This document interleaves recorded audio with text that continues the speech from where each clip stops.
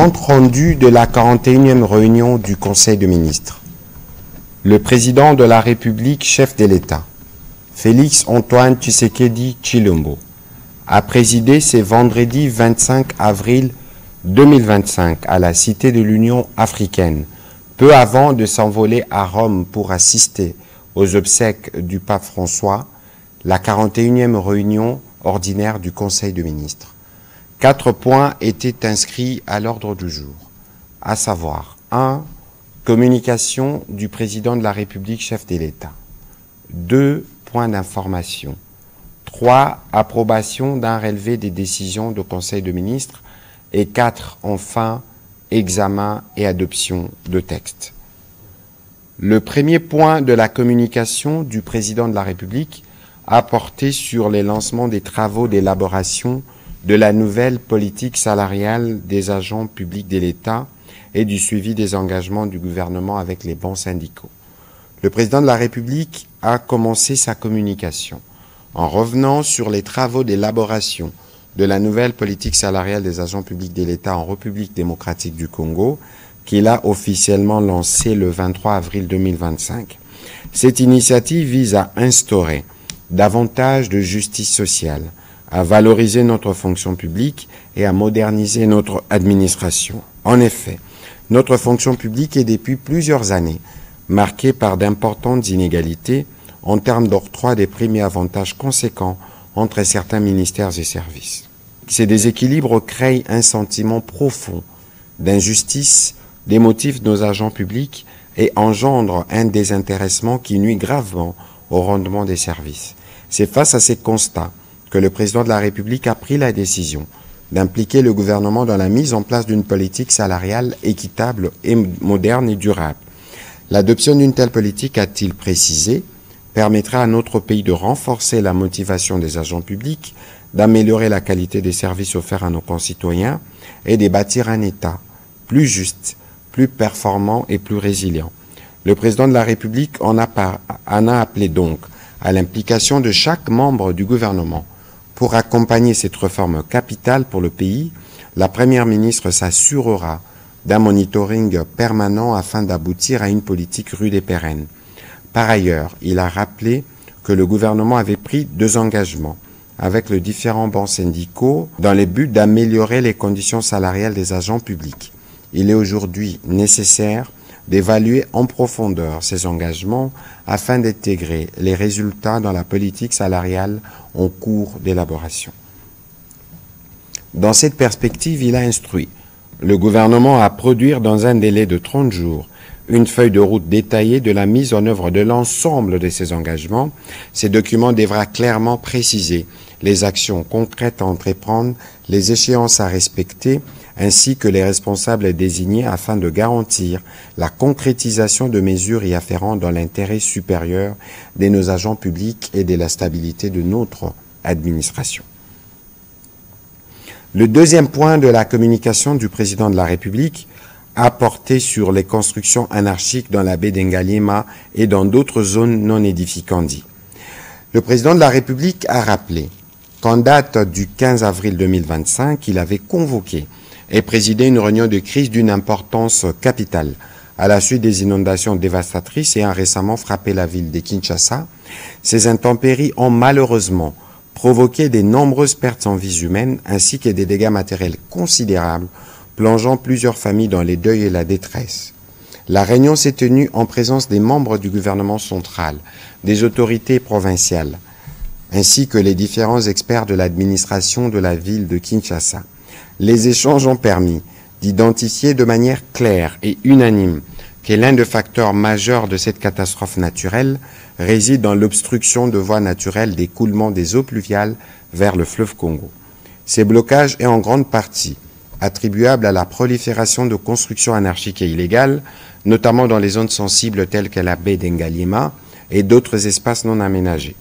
Face à cette situation, il a exprimé sa vive préoccupation et il a insisté sur la nécessité d'agir avec célérité, fermeté, dans le strict respect des lois de la République, car la protection de populations et la préservation de l'environnement urbain sont des priorités non négociables. Ainsi, dans le strict respect des procédures légales existantes. Il est indispensable que certaines mesures soient immédiatement mises en œuvre. Il s'agit notamment de la démolition de constructions érigées en violation de normes d'urbanisme, en particulier celles qui entravent les canaux d'évacuation des eaux. Le renforcement de mécanismes de contrôle et de surveillance dans les zones à risque, la mobilisation de la cellule de crise institutionnelle chargée de coordonner l'ensemble des actions de terrain, la sensibilisation et l'accompagnement de populations concernées afin d'assurer une transition respectueuse de droits humains et des règles établies.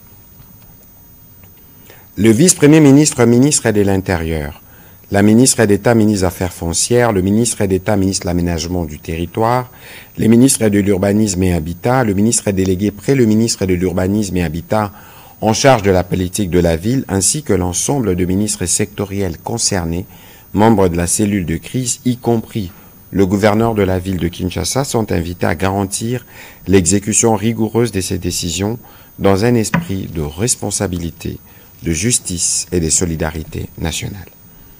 Il va de soi qu'une méthodologie claire, allant de la sensibilisation, de la mise en demeure jusqu'à l'acte final de démobilisation, des démolitions plutôt, est à privilégier afin de prévenir les différents remous sociaux. Le troisième point de la communication du président de la République a porté sur la promotion du soft power en temps de guerre, proposition de stratégie gouvernementale.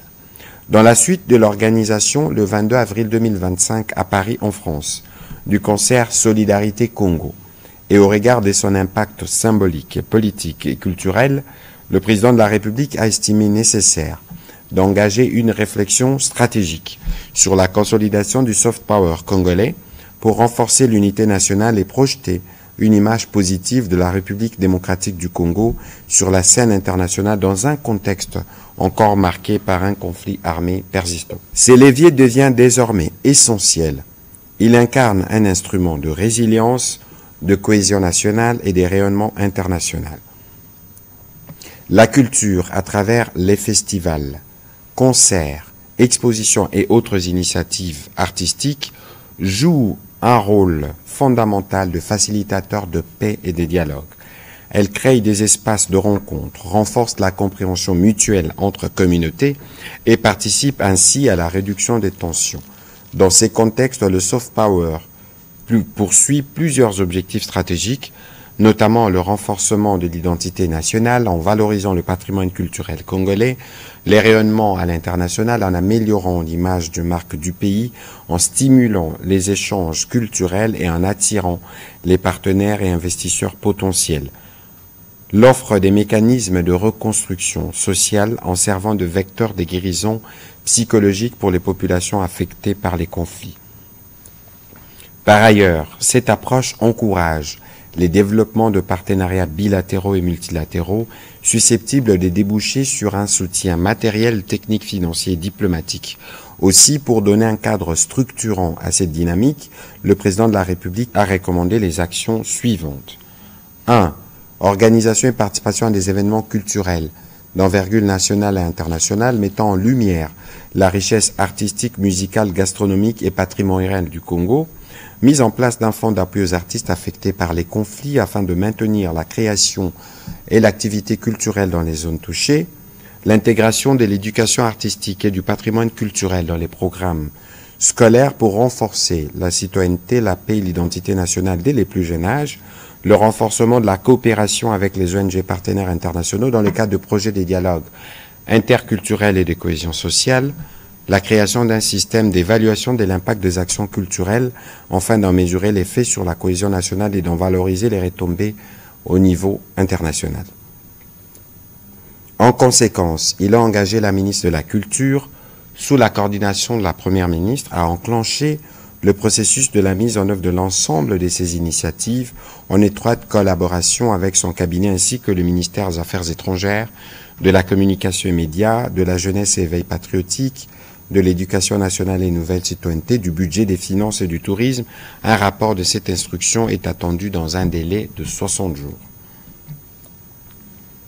Dans la suite de la communication du président de la République, la première ministre chef du gouvernement est revenu sur le lancement de la 37e session proprement dite du Conseil national de travail dont les travaux préparatoires ont débuté depuis le mardi 8 avril 2025. Suivant la vision du chef de l'État qui place l'amélioration des conditions de travailleurs congolais au cœur de ses préoccupations et conformément au programme d'action du gouvernement, elle a souligné que cette session a pour principal objectif de se pencher sur les sujets liés à la préservation des emplois et à l'amélioration de conditions de travail, notamment la fixation ou l'ajustement du salaire minimum interprofessionnel garanti SMIC. Elle constitue à ce titre une étape essentielle dans la consolidation du dialogue social et dans la mise en œuvre des réformes structurelles orientées vers une croissance inclusive et durable. Ainsi donc, elle invite toutes les parties prenantes, à savoir le banc gouvernemental, le banc employeur et les bancs travailleurs, à ne ménager aucun effort pour atteindre les objectifs fixés. Sur un autre chapitre, elle a évoqué les cas de l'évasion à la prison de Kasongolunda, dans la province du Kwango, le 18 avril 2025, que le gouvernement suit avec une vive attention. Elle a ainsi demandé aux ministres concernés, Justice, Budget et Finances, de faire diligence notamment pour la réhabilitation de cette prison. Cette évasion met en lumière l'importance de la poursuite du processus de désengorgement des établissements pénitentiaires en collaboration étroite avec le parquet et l'accélération de partenariats publics-privés pour la construction et ou la réhabilitation de nos prisons et maisons d'arrêt telles que prévues dans les programmes d'action du gouvernement et conformément aux instructions du président de la République. Au deuxième chapitre du Conseil des ministres de ce jour, relatif aux points d'information, État et administration du territoire. Le vice-premier ministre de l'Intérieur a présenté au Conseil l'État et l'administration du territoire national.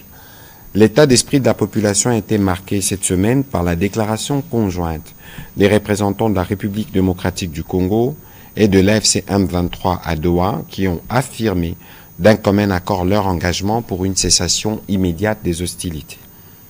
Dans le chapitre politique, il y a lieu de noter la suspension des activités du parti politique PPRD sur toute l'étendue du territoire national. Cette suspension constitue un acte pédagogique en direction de tous les partis politiques qui doivent toujours se rappeler leur devoir de contribuer par leurs actes, actions et attitudes à la consolidation de l'unité et de l'intégrité territoriale.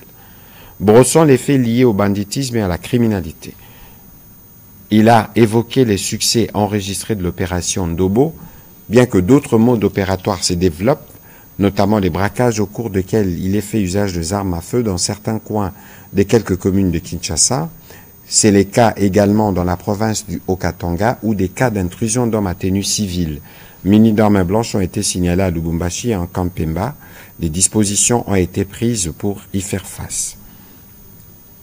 Toujours sur ces chapitres sécuritaires, il a été complété par le vice-premier ministre de la Défense qui a passé en revue la situation sécuritaire sur différents fronts dans l'est du pays où une relative accalmie a été observée dans les lignes de front. Il est aussi revenu sur les opérations conjointes FARDC-UPDF qui ont contraint des groupes armés, notamment Codeco et Zaïre, actifs en territoire de Djougou, à réduire sensiblement leurs activités meurtrières contre la population civile. Au sujet de la situation épidémiologique, au nom du ministre de la Santé publique, Hygiène et Prévention sociale en mission, la ministre d'État, ministre de l'Éducation nationale, a présenté la situation épidémiologique du pays. Par rapport à la semaine précédente, la tendance du Mpox à la 15e semaine est marquée par une augmentation de cas suspects, passant de 1453 à 2044. Un cumul de 521 048 personnes sont vaccinées depuis les débuts des opérations. Quant à l'épidémie de choléra, comparée à la semaine passée, la tendance à la 15e semaine est marquée par une hausse de nombre de nouveaux cas passant de 1134 à 1198 cas suspects, dont 22 décès, soit une létalité de 1,8%. Les dispositifs de riposte est opérationnel. Abordant la situation sanitaire dans les parties sous occupation, il a fait état de 68 nouvelles admissions de blessés par balle enregistrées du 15 au 24 avril dans les formations sanitaires de Goma. Côté épidémiologique, sur les 318 cas suspects des Mpox, 122 cas ont été confirmés cette semaine et 270 cas suspects des rougeoles ont été également notifiés. Dans le Sud Kivu, 46 nouvelles admissions des blessés et 4 décès ont été enregistrés sur la même période dans les formations sanitaires de Bukavu. Côté épidémiologique, 448 cas suspects Mpox ont été détectés et 3 décès déplorés alors que 131 cas suspects de rougeole et 4 décès au cours de cette semaine.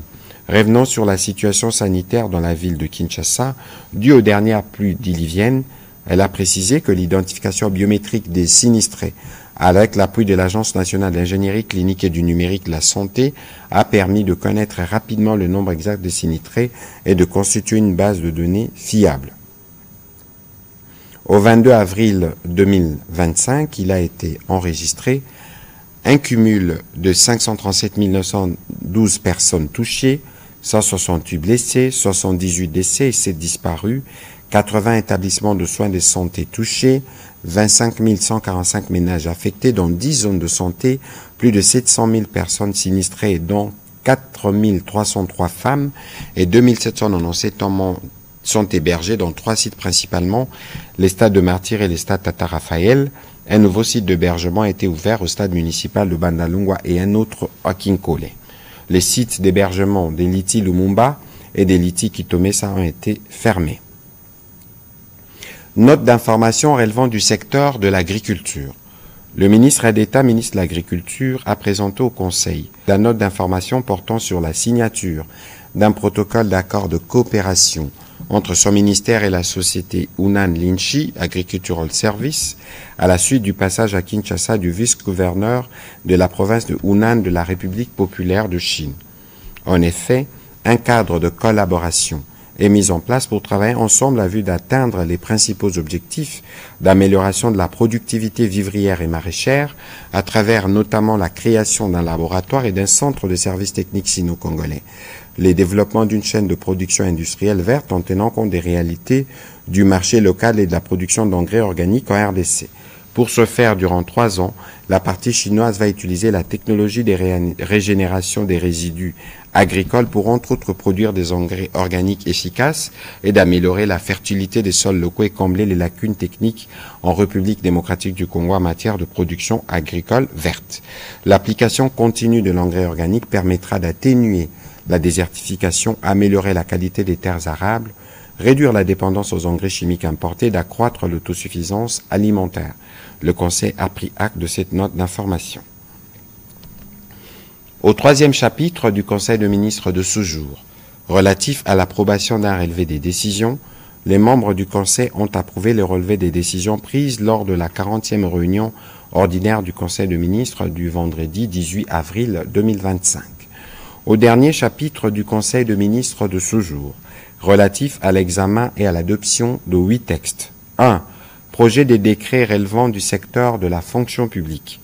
Le vice-premier ministre, ministre de la fonction publique, a présenté au Conseil pour examen et approbation le projet de décret fixant les cadres et les structures organiques révisées de la Direction générale du Trésor et de la comptabilité publique. Il vise à garantir une mise en application harmonieuse de la réforme comptable et des gestions de la trésorerie au travers d'un cadre institutionnel renforcé et apporte des innovations majeures en réaménageant les structures des directions normatives et de postes comptables initialement organisées par le décret 24/15 du 14 octobre 2024 qui a abrogé les décrets 22/12B du 31 mars 2022. Après débat et délibération, le Conseil a adopté ces textes. Projet de loi relevant du secteur de la justice. Le ministre d'État, ministre de la Justice et garde-sceaux, a soumis au Conseil pour examen et approbation le projet de loi portant autorisation de la prorogation de l'état de siège dans les provinces de l'Ituri et du Nord Kivu pour une période de 15 jours prenant cours le 7 mai 2025. Après débat et délibération, ces textes a été adopté. Projet des textes relevant du secteur de finances. 6 textes ont été soumis au Conseil de ministres de ce jour par la vice-ministre, ministre des Finances. Le premier, projet de loi autorisant la ratification de la Convention des crédits du 14 mars 2025 conclue entre la RDC et l'Agence française de développement pour un montant de 100 millions d'euros au titre de financement du projet d'appui à la transformation numérique de la République démocratique du Congo. 2. projet de loi autorisant la ratification de l'accord de crédit du 25 novembre 2024 conclu entre la République démocratique du Congo et l'Association internationale de développement pour un montant de 400 millions de dollars américains au titre de financement du projet de transformation numérique dans le cadre de la numérisation inclusive à l'Est et au Sud de l'Afrique utilisant l'approche programmatique multiphase. Troisième texte, projet de loi autorisant la ratification de l'accord de crédit relatif au financement du projet Vulnérable Boma pour un montant de 40 millions d'euros. La réalisation de ce projet prévoit l'amélioration de la résilience de la ville de Boma et des conditions de vie de ses habitants, en particulier de femmes et de jeunes. 4. Projet de décret modifiant et complétant les décrets numéro 23/37 du 24 octobre 2023 fixant les procédures de paiement et de comptabilisation de la dépense publique. Il porte les changements majeurs essentiellement sur l'affinement de procédures ainsi que des écritures de comptabilisation par rapport aux changements intervenus dans la nomenclature de compte de l'État. 5. Projet de décret portant règlement d'administration applicable aux comptables publics. Au-delà des modifications de forme, la réécriture des dispositions antérieures a consisté notamment à des précisions apportées au mode de désignation de comptables publics selon qu'ils relèvent du réseau de comptables directs du Trésor ou du réseau comptable des administrations financières, l'adaptation des conditions de recrutement des comptables publics aux dispositions légales du statut des agents de carrière de service public de l'État, principalement en ce qui concerne l'âge et le rôle du ministère de la fonction publique, la requalification des intervenants en ce qui concerne l'installation du comptable public. 6. Projet de décret complétant et modifiant les décrets numéro 09/61 du 3 décembre 2009 portant création et organisation d'un service public dénommé Direction générale de la dette publique DGDP. Ces textes tiennent compte de la nécessité de renforcer les cadres d'organisation de la structure en charge de la gestion de la dette publique en front middle et back-office afin d'accroître ses capacités analytiques, opérationnelles et de conseil. Il répond également au besoin d'améliorer la gouvernance de cette structure en consolidant ce rôle de centralisateur dans les opérations d'endettement public afin de lui permettre de mieux maîtriser les périmètres de la dette publique. Après débat et délibération, tous ces textes ont été adoptés. Commencé à 14h37, la réunion du Conseil de ministres a pris fin à 15h49. Je vous remercie.